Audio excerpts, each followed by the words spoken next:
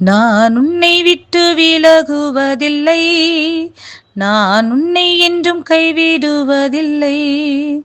நான் உன்னை விட்டு விலகுவதில்லை, நான் உன்னை என்றும் கைவிடுவதில்லை.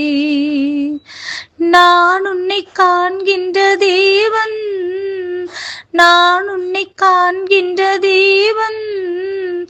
கண்மணி போல் உன்னை காப்பேன், கண்மணி போல் உன்னை காப்பேன். உன்னை விட்டு விலகுவதில்லை, நான் உன்னை என்றும் கைவிடுவதில்லை. கர்த்தருடைய பரிசுத்த நாமத்திற்கு ஸ்தோத்திரம்.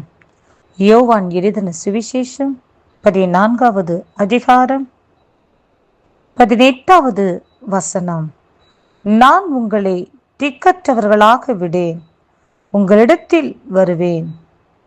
பிரியமானவர்களே, இந்த நாட்களில் நீங்கள் நம்பின நபர்கள், நீங்கள் நம்பின மருத்துவர்கள், நீங்கள் நம்பின மருந்துக்கள், நீங்கள் நம்பின உறவினர்கள், நீங்கள் நம்பின சுற்றுப்புற சூழ்நிலைகள் அனைத்தும் உங்களை விட்டு விலகினது போல, உங்களை விட்டு கடந்து போனது போல, உங்களை கைவிட்டது போல, உங்களை மறந்தது போல இருக்கலாம்.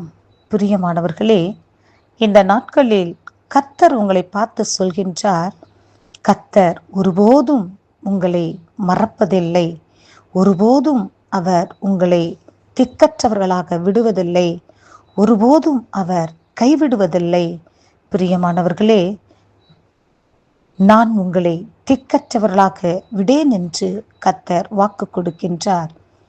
கர்த்தருடைய வார்த்தையை விசுவாசித்து கர்த்தருடைய நாமத்தை இந்த உலகத்தில் மகிமைப்படுத்தலாம், பரலோக ராஜ்யத்திற்கு பங்காளிகளாக மாறலாம். கர்த்தர் இந்த வார்த்தையை ஆசீர்வதிப்பாராக. ஆமென்.